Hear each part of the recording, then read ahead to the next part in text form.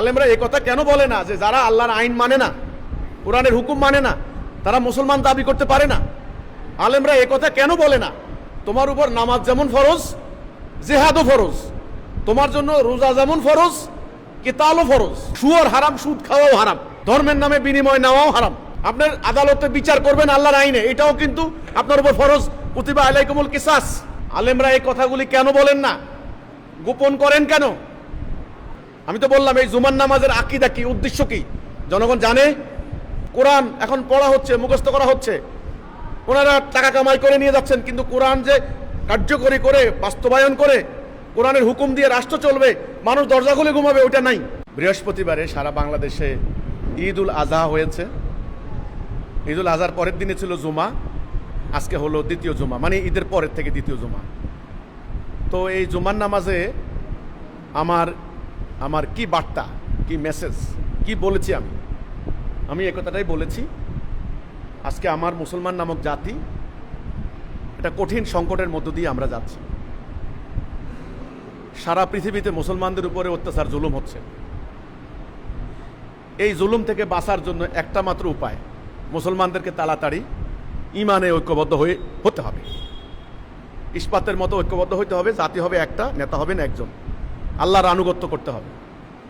দ্বিতীয় কথা বলেছি আজকের এই জুমার নামাজে, এই যে আমরা বাংলাদেশের মানুষ, এখানে 90% মুসলমান, আমাদের চারদিকে একটা সীমানা আছে মিয়ানমারের, আর প্রায় 4800 মাইল আছে ইন্ডিয়া। অলরেডি আপনারা জানেন যে ইন্ডিয়া থেকে হাজার হাজার মুসলমান এনে সীমানায় জড়ো করেছে বাংলাদেশে ঢুকিয়ে দেওয়ার জন্য, একটা চাপ সৃষ্টি করার চেষ্টা হচ্ছে। আমরা যদি পাল্টা প্রতিক্রিয়া দেখাই তো শুরু হয়ে যাবে গন্ডগোল, মারামারি। তখন ওদের সাথে কিন্তু আন্তর্জাতিক মহাজনদের হাত আছে, ফলে এখানে একটা প্যালেস্টাইনের মতো পরিস্থিতি হয়ে যেতে পারে। তার কাজে আমরা আঞ্চলিক একটা চাপের মধ্যে আছি, আধিপত্য বিস্তারের একটা ষড়যন্ত্রের ভিতরে আছি। 3 নাম্বার, আমাদের রাষ্ট্রের ভেতরে এই যে চুরি, ডাকাতি, হত্যা, ধর্ষণ, দুর্নীতি, দলে দলে মারামারি, পাড়ায় পাড়ায় এখনো হামলা, মারামারি, খুনাখুনি, মব, এটা বন্ধ করার কোনো উপায় নাই, কোনো সরকার পারবে না। তো তাহলে আন্তর্জাতিক চক্রান্ত, আঞ্চলিক আধিপত্যবাদ এবং ইন্টারনাল যে অশান্তি, এর থেকে বাঁচতে হলে আমাদেরকে আল্লাহর তাওহীদের উপর ঐক্যবদ্ধ হতে হবে এবং আল্লাহর দেওয়া দিনুল হক রাষ্ট্রীয় জীবনে কায়েম করতে হবে।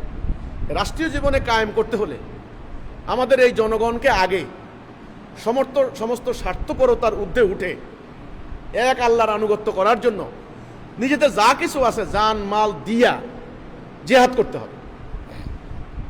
এখন তো জেহাদের কথা বললে আরেক বিপদ, এই সন্ত্রাস, ওই যে উগ্রবাদীরা জেহাদের নামে সন্ত্রাস করে এটা একটা বদনাম করছে, কাজে ওইটা না, আল্লাহর দ্বীন প্রতিষ্ঠার, মানবতার কল্যাণে জেহাদ, ওইটা করতে হবে। আজকের জুমার নামাজের আমার এটাই ছিল মূল কথা। এই যে জুমার নামাজের উদ্দেশ্য কি, এটা কি জনগণ জানে?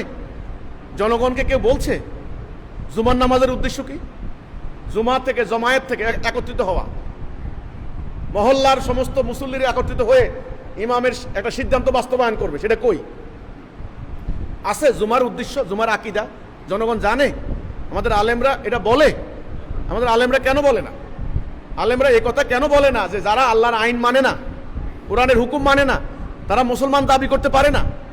আলেমরা এই কথা কেন বলে না তোমার উপর নামাজ যেমন ফরজ, জিহাদও ফরজ, তোমার জন্য রোজা যেমন ফরজ, কিতালও ফরজ, তোমার জন্য যেমন সুদ খাওয়া হারাম, সুদ হারাম, সুদ খাওয়াও হারাম, ধর্মের নামে বিনিময় নেওয়াও হারাম?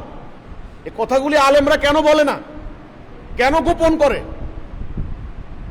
আপনার আদালতে বিচার করবেন আল্লাহর আইনে, এটাও কিন্তু আপনার উপর ফরজ, কুতিবা আলাইকুমুল কিসাস। আলেমরা এই কথাগুলি কেন বলেন না, গোপন করেন কেন? বলতে হবে, আর বাঁচার পথ নাই আমাদের। এ কথাই আমি বলেছি যে আজকের এই জুমার দিনে আপনি বললেন বার্তা, আমাদের বার্তা একটা, সেটা হলো তাড়াতাড়ি জাতির ভেতরে যে বিরাজিত যে অনৈক্য, দলাদলি, হানাহানি, এটা চলবে না। আল্লাহ এগুলো গ্র্যান্ড করবেন না। আল্লাহ এক, কোরআন এক, উম্মাহ হবে একটা, জাতি হবে একটা, রাষ্ট্র চলবে আল্লাহর বিধানে। আমি তো বললাম এই জুমার নামাজের আকীদা কি, উদ্দেশ্য কি জনগণ জানে?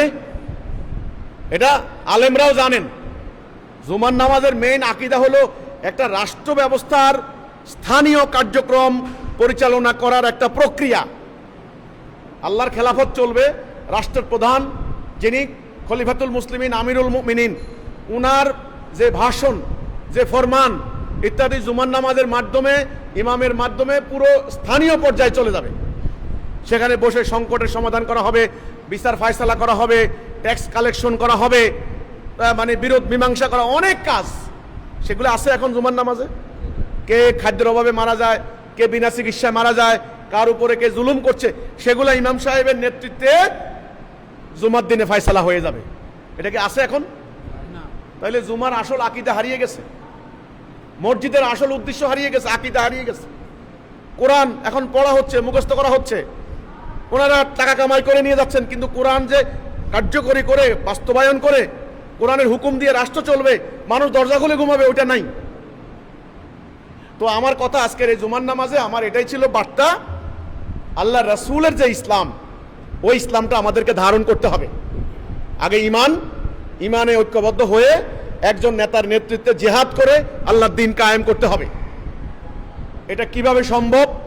জানমাল কেন দেবে, সংগ্রাম কেন করবে, মুসলিম জাতি কেন ঐক্যবদ্ধ থাকবে, চুরি ডাকাতি খুন রাহাজানি হত্যা ধর্ষণ, এই যে দেখেন 7 বছরের, এই যে আমি কালকে দেখলাম 4 বছরের একটা মেয়েকে ধর্ষণ করেছে একটা বদমাইশ বুড়া, তার বয়স হলো 70 বছর, দাড়ি আছে, টুপি আছে, 5 বছরের মেয়েকে ধর্ষণ করেছে।